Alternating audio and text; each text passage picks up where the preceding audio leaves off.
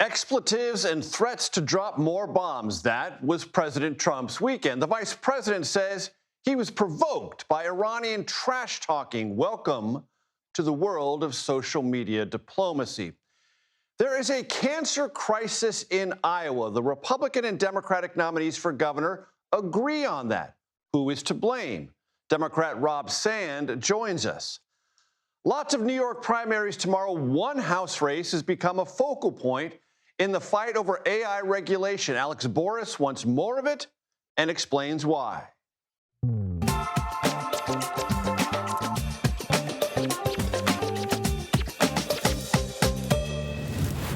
Hello, everyone. I'm Major Garrett in Washington. Let me welcome you to the Takeout. Alan Greenspan, an avatar of securities trading, fetishizing, and central bank market intervention, died today at 100. In England, British Prime Minister Keir Starmer resigned, the sixth Prime Minister to step down in the 10 years since Britain voted to remove itself from the European Union, a populist flex better known as Brexit. I know what you're thinking. Where is he going with this? Please be patient. In 1996, Greenspan, who had been by then chairman of the Federal Reserve for 9 years, gave a speech in which he warned about something he called irrational exuberance. He meant the stock market then might very well be overvalued.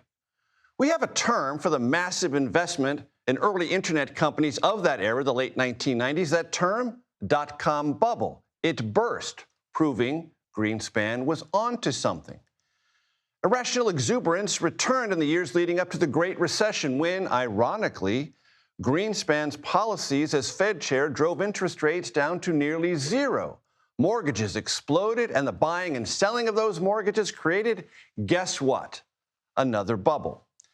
Irrational exuberance, some might say, was behind Brexit. British voters thought they could free Britain from Europe's regulatory overreach and accelerate prosperity. What it got instead was a sluggish economy in this gallery of short-term and largely forgettable prime ministers.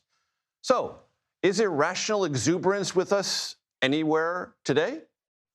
Consider, Vice President JD Vance said this morning, great progress had been made in talks with Iran because, he said, Iran, after hours of negotiations, agreed to allow international nuclear inspectors inside the country. Paragraph 8 of the Memorandum of Understanding, remember that was signed last week, stipulates international inspectors will, inside Iran, supervise the downblending of highly enriched uranium. That is the fissile feedstock of a nuclear bomb. Was the war itself an exercise in irrational exuberance of gains assumed but much harder to realize? Our European allies and a good number of conservatives here at home increasingly think so. Irrational exuberance may have been behind the costly and rushed redo of the reflecting pool. It all looks so easy. What could go wrong? How about algae and the blue ballyhooed coating now floating to the surface in scabby pieces? Global tariffs, many struck down by the Supreme Court, ending birthright citizenship, very possibly soon to be struck down by the Supreme Court. Bill Pulte, a federal housing overseer with no visible expertise, acting director of national intelligence. Not even most Senate Republicans can stomach that. Examples, these, of irrational exuberance at play? Just asking. For more on the Iran negotiations and an exchange with President Trump over that and the aforementioned reflecting pool, we turn now to Ed O'Keefe at the White House. Ed, take it away.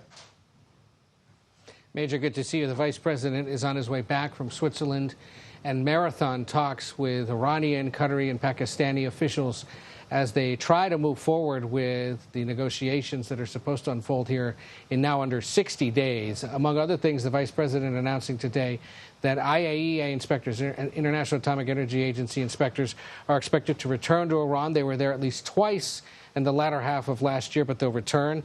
He says they're building the mechanism to reopen the Strait of Hormuz, or basically ensuring that it will stay open. They're also working on ending the fighting between Israel and Hezbollah in Lebanon and stepping up a process for future negotiations, in essence, to keep these talks going.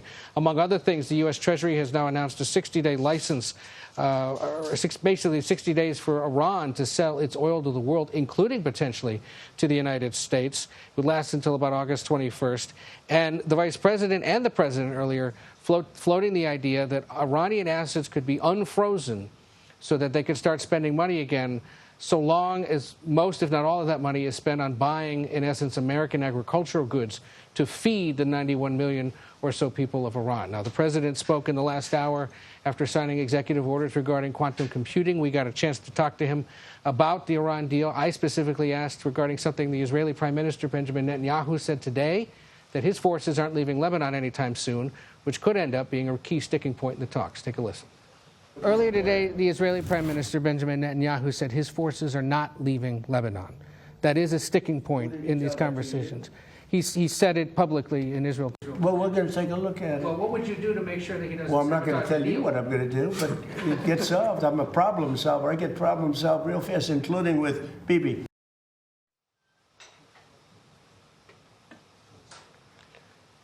You could see him slightly piqued there by the suggestion that Netanyahu is once again, at least publicly, saying that he isn't necessarily in agreement with what are the contours of the current talks, and he said he would find a way to deal with the Israeli leader regarding that. We'll wait and see if we learn anything more about a potential conversation between them. The other thing on the president's mind these days is what's going on with one of his big reconstruction projects here in Washington, of course, the reflecting pool. There had been plans in place to have the American flag blue colored bottom of the reflecting pool in place by the 4th of July next weekend, or weekend from this weekend. And, of course, in recent days, there's been evidence of tampering, if you will, and algae once again blooming in a reflecting pool that has always had algae, essentially, since it opened in the 1920s, about a 6-7 acre size pool. And we asked him again about that and listened to some of what he had to say. In April, you showed us pictures of what you were going to do at the pool, and you said you had a guy who was going to do it in a week for about $1 million. Well, it's been 2 months and $16.5 million. I spent about 6-7 weeks, and I spent probably, in terms of outside, probably $10 million, around 10 million. They say 16, but a lot of that's workers that work for the same thing. So they were going to spend 400 million. I spent 10. They were going to spend 4 years. I spent 2 months, maybe less.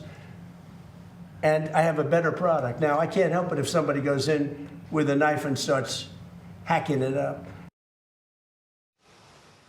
He alleges someone has scraped the bottom of the pool with some kind of a knife or razor and left a 250 to 350-foot gash. We've asked him for the proof. He suggested we could reach out to the National Park Service and the Interior Department for more details. We've done that, Major, and we're waiting to hear back. Yes, the vandals are spoken of, but they are hard to locate. Ed O'Keefe, thank you very, very much. CBS News national security analyst Aaron McClain joins me now. He's also the host of the School of War podcast. Aaron, so what the vice president talked about today was procedures and mechanisms. What do those words actually mean? Well, that's an excellent question, Major. You know, there's a lot of ins, a lot of outs to these negotiations. It can be hard to track the details. I like to look at it as what are the fundamental objectives of both sides, and are they achieving them? The Iranians want to assert lasting control of the Strait of Hormuz. They're achieving that. It's baked into the MOU, and they are asserting that control. They want to get paid handsomely for allowing any traffic to go through. They're achieving that. Ed O'Keefe just walked us through those very broad sanctions waivers, broader than those in the JCPOA, by the way. Right. And so this is like new policy that's more generous, at least on the sanctions front, than the Obama administration granted. Now, in fairness, that is for 60 days 60 right days, now. Agreed. But Iran can but get real money's real money. Real U.S. dollars, Major. Real U.S. dollars. Iran was still frozen out of the U.S. dollar market during the JCPOA era. These waivers actually allow them to get paid in dollars, potentially by American companies. Also something very difficult to achieve under the JCPOA regime. So Iran... Very quickly, JCPOA, Joint Combined Plan of Action, that's what the nuclear deal with Obama administration is referred to frequently. Absolutely. What we want concessions on the nuclear program. We got today inspectors. As you just very well pointed out in your introduction, they already agreed to inspectors in the MOU. So we're negotiating again for something that was already conceded. Right. And Lebanon. What Iran said today, and there's nothing that the Vice President JD Vance said today that fundamentally disagrees with this.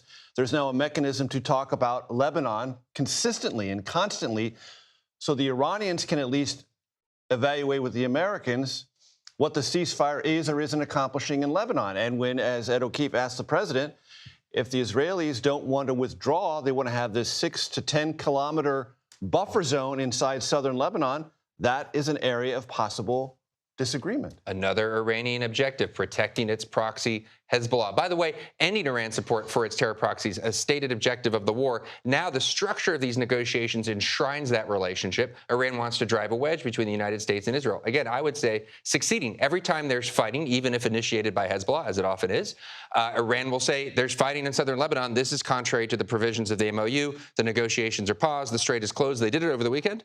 They'll do it over and over again. Very, very quickly, what do we know about traffic going through the Strait of Hormuz? It paused briefly on Saturday when the Iranians said they were closing the strait as a consequence of what was going on in Lebanon, but we have seen more ships through on Sunday and Monday through these scattershot northern and southern routes. Aaron McLean, always great stuff. Thank you very much, sir. CBS News poll just released finds most Americans want the war with Iran, believe it or not. Of course you believe it. They want it to end. And relatively few Americans believe that based on what they know so far, the U.S. has gotten the better of this new emerging framework memorandum of understanding. Joining me now, he's your friend, he's my friend, CBS News Executive Director of Elections and Surveys, Anthony Salvanto. Anthony, please, sir, break it down. How you doing, buddy? Look, this is the takeaway right here. It's the why behind what you just said at the top. Nearly 7 in 10 Americans think that the war ends now. The U.S. has not. They are not convinced permanently stopped Iran's nuclear program. So that's the net out of this.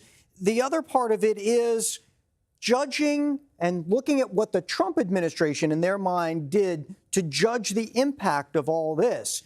2/3 say they think the Trump administration did not accurately judge the impact that this would have on the world economy and, of course, gas prices, which has been the chief complaint back home, the rising gas prices and their impact. So all of this is the takeaway. Not only do people tell us that they don't think that the war was worth the cost right here, but you see, in terms of U.S. strategic interests, on balance, they don't think it was successful. So what comes away from this is, yes, maybe an ending, which, yes, they want, but not necessarily one that people think is successful or satisfying, Major. And what about the partisan breakdown, which we always try to sift with these polls, Anthony? Yeah, I'm really glad you asked, because take a look at this. Now, Republicans, yes, they have supported the president. They still do on this and so many things. But I note this really sizable 40% that says that they think that, and this is among Republicans, that the U.S. should press on until Iran gives up more. And really specifically, they don't think it's acceptable to leave the current Iranian leadership in place, as well as pressing the idea that they think Iran will still threaten their neighbors. That's what we mean by this sort of unsatisfying ending and, in their minds, unfinished business. And that's coming from inside the president's base, inside the Republican Party. Anthony Salvanto, thank you very much. The revolving door, so it seems, at Downing Street, 10 Downing Street, keeps spinning. British Prime Minister Keir Starmer announced today he's going to step down as leader of the Labour Party and, in turn, as leader of the country. He is the 6th prime minister, as I mentioned earlier, to resign in the past decade.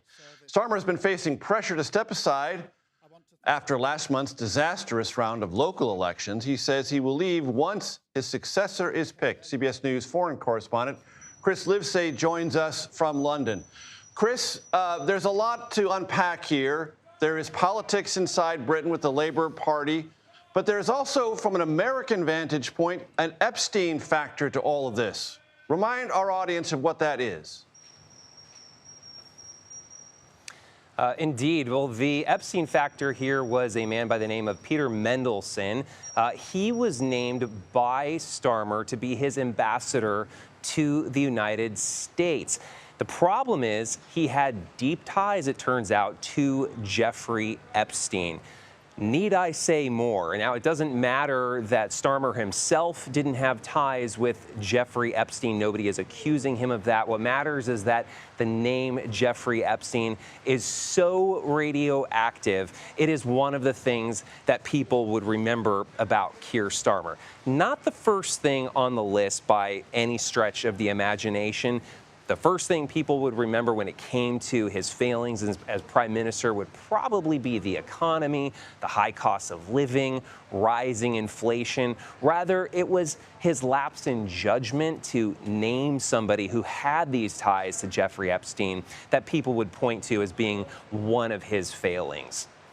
And when Keir Starmer came to power, it was with a large Labour Party mandate. Has that all frittered away?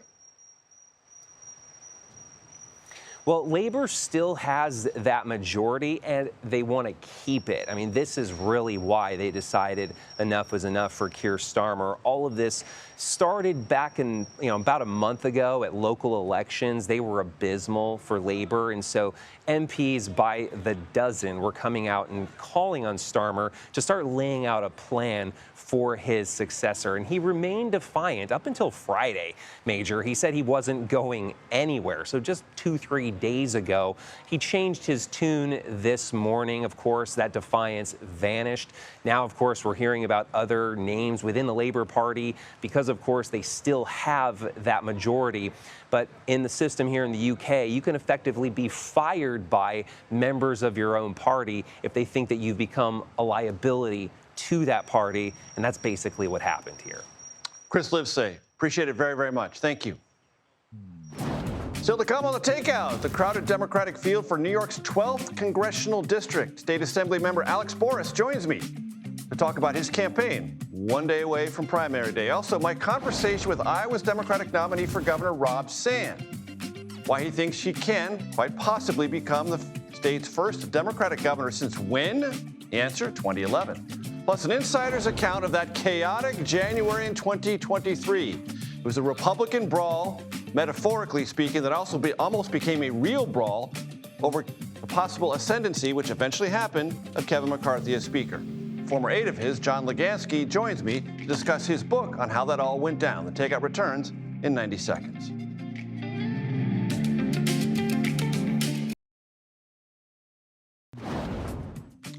Welcome back to the Takeout. Tomorrow, New York City Democrats who haven't already voted early will head to the polls to choose who they want to replace retiring Congressman Jerry Nadler, kind of a force in 12th congressional district politics for a long time. The crowded field includes New York State Assembly members, Micah Lasher and Alex Boris, as well as JFK's grandson, Jack Schlossberg, and former Republican lawyer turned staunch Trump critic, George Conway. Alex Boris joins me now. Alex, welcome to the program. In some of the stories I have read about your race, you are kind of described as an AI regulatory bad boy and have gotten therefore the ire of the AI industry, spending a lot of money against you. If you are elected to Congress, what in Washington would you do to regulate AI in ways it's not being regulated now? Well, it's not being regulated now in almost any way, and that's why you're seeing the states step out. For any of your viewers that have trouble sleeping tonight, on my website, I have a 43-point plan of specifics that I want to do around how we adjust our tax code to protect jobs, how we protect the climate, how we get rid of deep fakes, the investments we make to actually lead to discoveries. But the plan starts with protecting kids. Our final ad of this campaign tells the story of Adam Rain, a 16-year-old who turned to ChatGPT for homework help, and 6 months later, it had coached him into taking his own life. His parents, Matt and Maria, are true heroes who are going throughout the country to advocate for restrictions on chatbot features. Just 2 weeks ago, we passed the strongest bill to protect kids from AI chatbots in Albany. We're going to take that bill federal when I'm in Congress. I want to talk to you about ICE and your role as an employee from 2014 to 2019 in Palantir, which at the time had contracts with the federal government. Your employment there didn't deal with the ICE-related contracts, but nevertheless, you've been criticized for working for that company and then denouncing ICE, even though you should have or maybe could have had more to do inside Palantir to stop some of the practices you now find objectionable. I'd like to get your take on all this. My record is clear. I never worked on that project. And in fact, when Palantir shifted from the Obama administration to the first Trump administration and allowed that software to be used for deportations, I quit. The people who are spreading that criticism include three of Trump's largest mega donors, Ben Horowitz, Mark Andreessen, and Greg Brockman, who in the last filing was Donald Trump's single largest mega donor. And in a particular bit of sweet irony, one of the other founders of that super PAC is none other than Joe Lonsdale, a co-founder of Palantir. So if anyone has questions about how Palantir feels about me, I think that settles it. You want to abolish ICE, but I want to ask you, Alex, how can you tell anyone in the 12th congressional district that's a practical promise to try to fulfill? ICE, as you know, through the reconciliation bill just signed by President Trump, is funded fully for the next 3 years. It's not going anywhere. Well, it can legislatively be eliminated with one stroke of the pen. ICE has Whose only pen? been around for 23 years.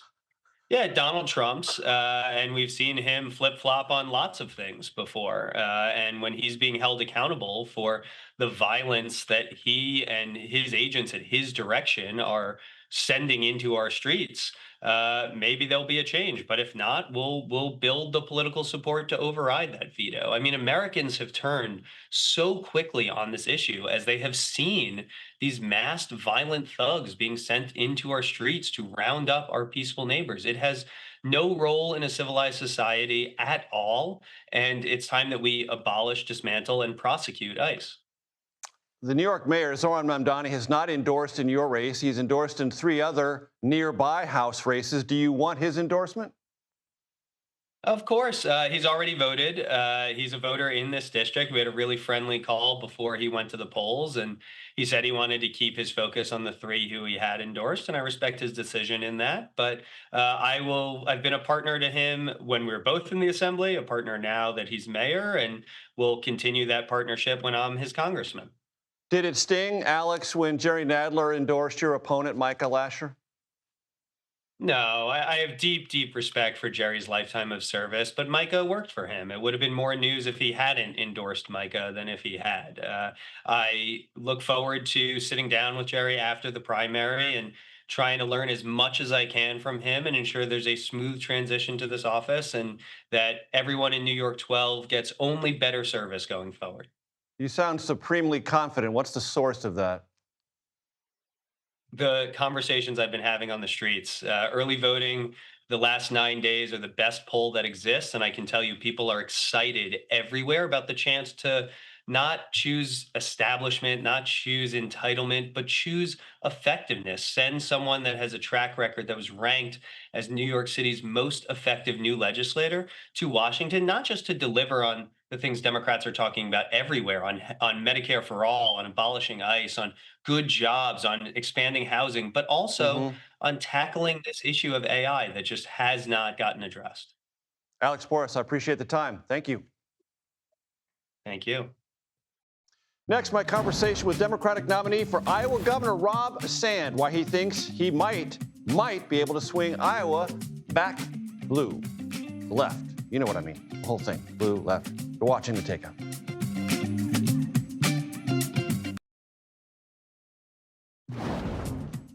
Welcome back to The Takeout. Here is a look at what we and now you are watching this evening. CBS News has learned that the Florida Immigration Detention Center, known as Alligator Alcatraz, is closing for good. Companies hired to operate that center were notified this morning to clear the site. The last remaining detainees left the facility last week, either being transferred elsewhere or having been deported.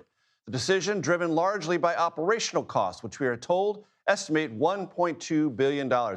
We love many things here at The Takeout, music at the very top of that list. So we are sad to report that legendary music executive Clive Davis died today at the age of 94.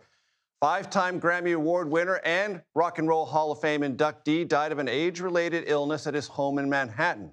He was one time the head of Columbia Records, and he has signed a list of artists that will amaze you. Let me list them for you. Janis Joplin, Bruce Springsteen, Whitney Houston, Billy Joel, Barry Manilow, Pink Floyd, Alicia Keys, Patti Smith, Toni Braxton, Pink, Notorious, B.I.G., and many, many others. Clive Davis, rest in peace. It's been more than 15 years since a Democrat occupied the governor's mansion in Iowa. State Auditor Rob Sand wants to try to change that. This fall, he will face off against Republican Zach Lane, who's a businessman and a farmer from Iowa. Election forecasters, including the nonpartisan Cook Political Report, rate this as a toss-up race. Here was some of my conversation with Rob Sand earlier today.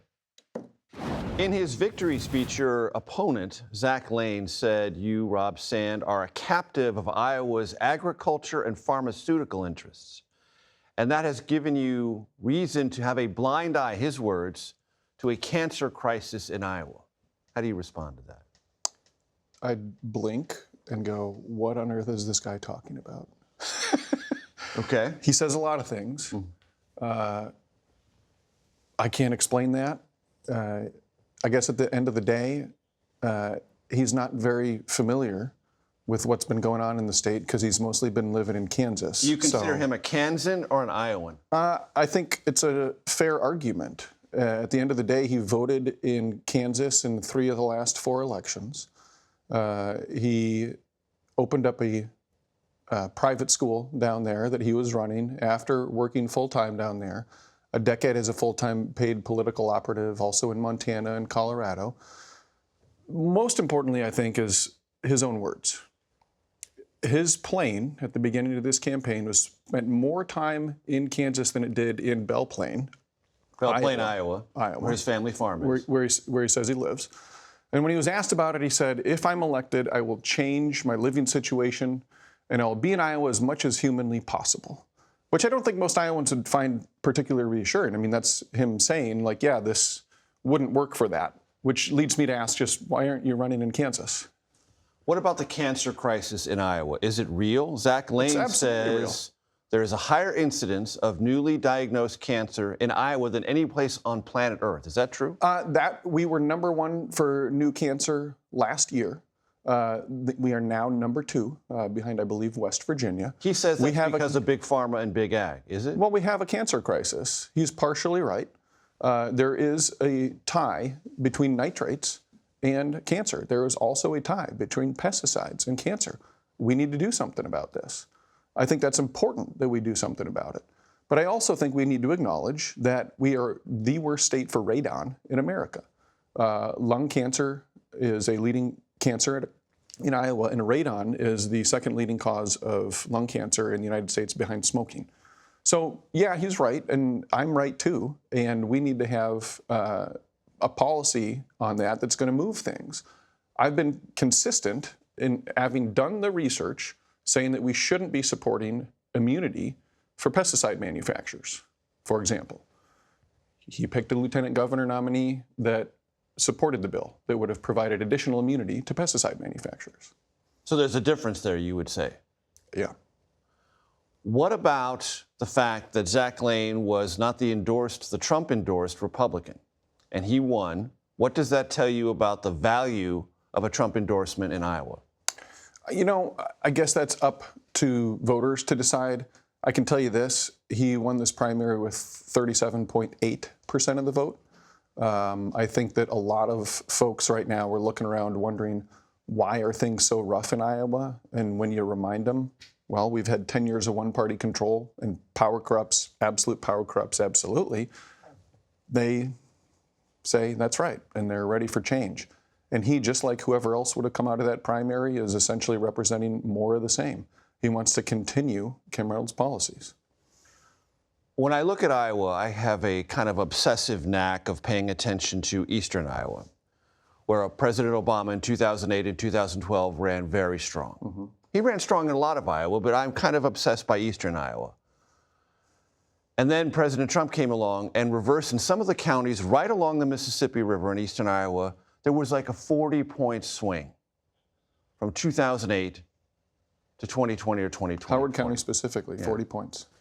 Next what is that about? First of all, from your estimate, what is that about? Yeah. How do you reverse it? And do you think this is a reversible year for those trend lines? Well, look, to me, I think a lot of Iowans have had the opportunity to get to know me over the years. I do 100 public town halls, one in every single county seat in Iowa. Lee County, for whatever reason, has 2. I don't argue, I just go to both. And at the end of the day, I think there's a lot of people out there who want to vote for a person they feel like they know. And Obama had an openness about him, and Trump had been a public figure for decades. I have been in all of these counties. I've been there every year. I've always announced in advance that I'm coming to town. And I think that, in my race, provides people with an understanding of me and the work that I do that gets them to a level of trust that makes them comfortable with me as a candidate for governor. let me talk to you about school choice. You have a report that your auditor's office put out about Iowa, its approach. It has become a bit of a topic point for Republicans nationwide. Mm-hmm. Why do you believe what Iowa's doing is wrong? And do you believe it is subsidizing wealthier Iowans at the expense of others? Well, we know that it's subsidizing wealthier Iowans because there is no income limit on who can get this.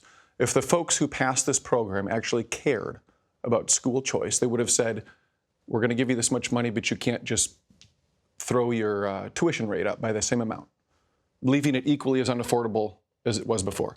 They didn't do that. If the folks who supported this program actually cared about school choice, they would have said, we're going to make sure this is focused on low-income folks, and they would have an income limit. Instead, 80% of the money goes to folks whose kids would have been in private school anyway. That's the report that we put together using Governor Reynolds' own numbers. Kim right? Reynolds. Yeah. We're not allowed to audit how this public money is spent. There are no rules other than one, you can't pay a rebate. So there's no rules for how private schools spend public money, Major. This whole thing is a boondoggle. I was the chief public corruption prosecutor in Iowa prior to being state auditor. Mm-hmm. I prosecuted the Iowa Film Office tax credit scandal, uncovered the largest lottery rigging scheme in American history, prosecuted the only American prosecution of a Papua New Guinean Ponzi scheme that ensnared Iowans for hundreds of thousands of dollars. When I read this bill, alarm bells went off in my head. Right.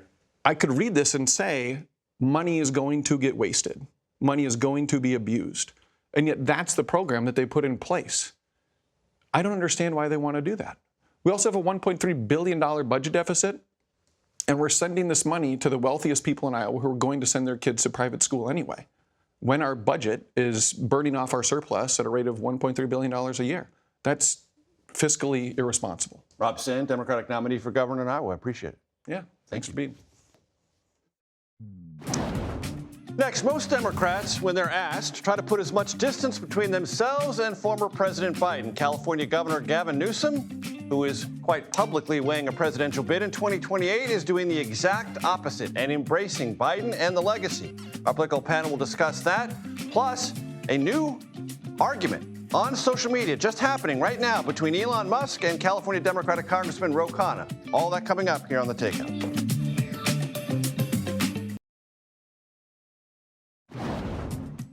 Welcome back to Takeout. Political panel time. Isn't it exciting? I believe it is. Democratic strategist, CBS News political contributor Joel Payne, Republican strategist T.W. Riggi. Great to have you here, gentlemen. Let's talk about Gavin Newsom, because it's an iron rule of this program. If I go to break before this segment and talk about it, we must talk about it. So I said Gavin Newsom.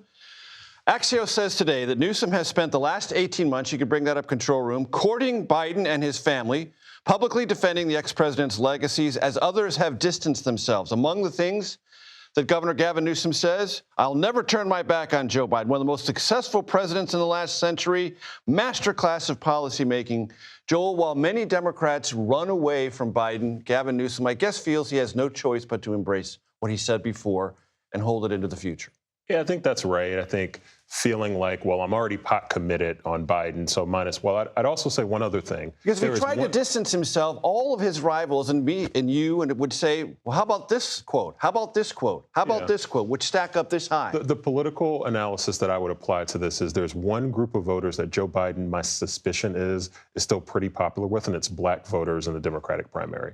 And my guess is that Gavin Newsom feels like, hey, I want to make sure that those voters understand that I see the same political environment that they do. Joe Biden, my guess, would be rates pretty high with those group of voters than the rest of the Democratic And when I talk to people in the Democratic Party who try to assess strengths and weaknesses for Gavin Newsom, when they bring up weaknesses, they say a potential problem with African-American voters, male and female. That's right.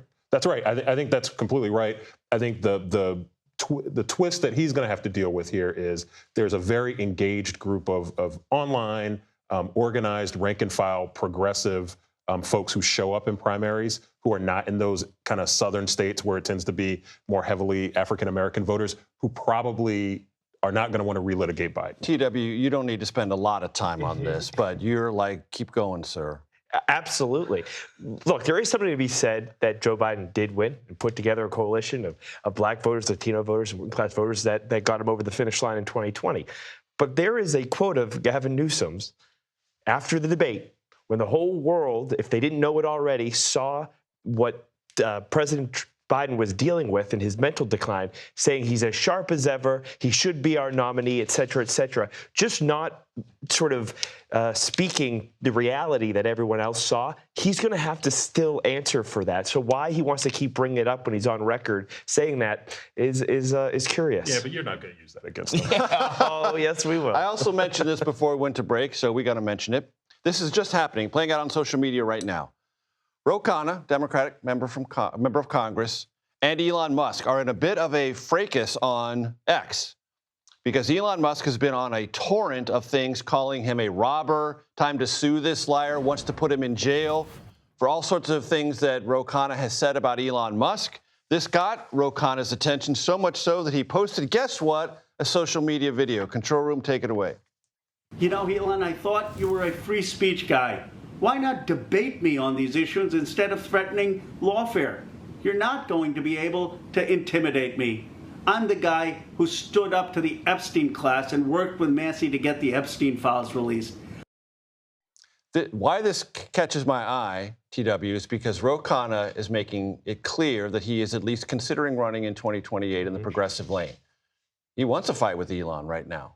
I thought you were going to say it's because George Santos came to Ro Khanna's defense, which was a little curious. But you're totally right. You want to go pick a fight with this guy with the biggest platform, at least on X, who's going to get you that media attention. I understand Elon Musk wanting to defend Doge, and I understand Ro Khanna throwing out crazy numbers about deaths related to 4.5 million, he says, right, which died is as a result of Doge cuts to USAID. Which is one study's projection over a long period of time. Be that what it may, that's not the point. I actually do think they should debate. There's few people who can defend Doge as well as Elon Musk. I'm all for that transfer of ideas. Ro Khanna's a good debater. I'd like to see him go at it. Joe's a Silicon Valley guy, and my guess is that part of this is Ro, along with going after that progressive lane, also I think trying to represent Democrats being able to maybe appeal to and speak to folks that I imagine Elon Musk might have a little bit more influence with. So I'm sure he doesn't mind the fight. And if you can't pick a fight with the president, the next best person to pick a fight with is the person who's the first trillionaire in the history of the world. And you know, gents, the UFC thing is still kind of up on the South Lawn. Go for it. I mean, my money's on pay-per-view, whatever, you know. See, look, see, you see, it's not all there, but there's enough remnants of it. Yeah. Maybe we can get something going there. That's just an idea. Joel Payne, T.W. Riggy, thanks for playing. I appreciate it as always. Next, Glory, Grief, and the Gavel.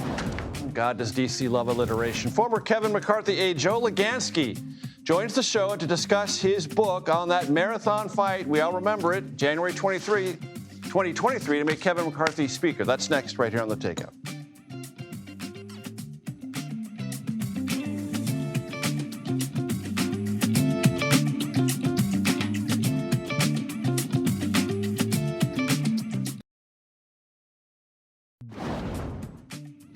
Welcome back. In January 2023, Kevin McCarthy was elected House Speaker after a historic and very chaotic 15 roll call votes.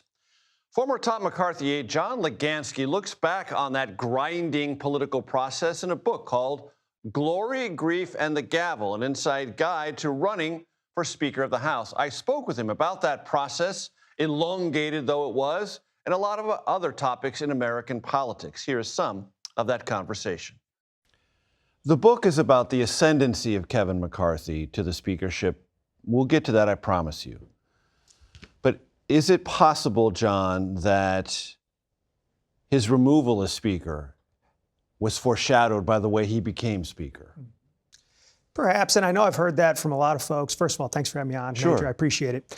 But, you know, one thing we really understood innately with these tight margins is your job's on the line every day when you're Speaker of the House. You are at the mercy of 218 individuals, right?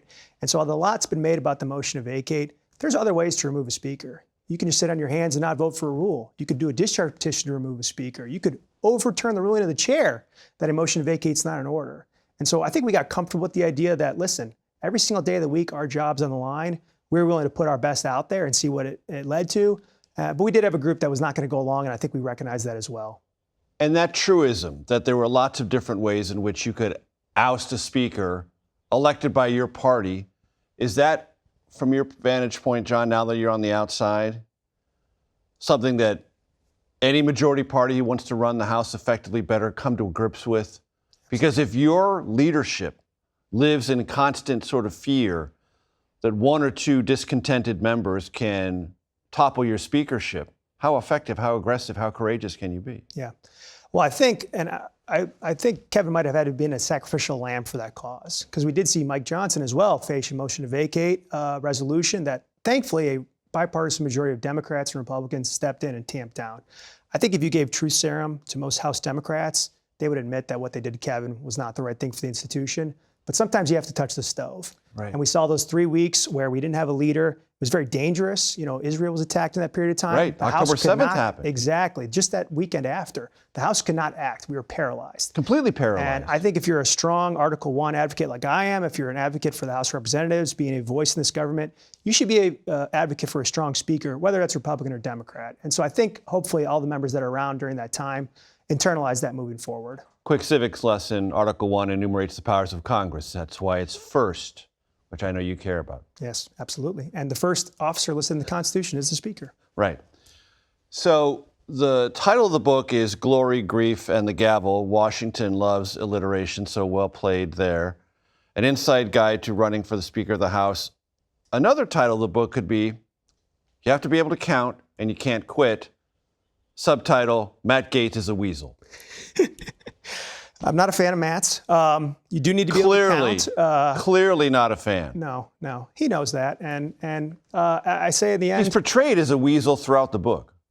Well, and there's a saying that I think is true. If you seek revenge, dig 2 graves. You know, Matt really wanted to stop us in January from becoming Speaker. That's what I think the removal was about as well. It was not about policy, right? All those individuals that voted against Kevin, they voted for continuing resolutions 7 more times in the 2 years that followed.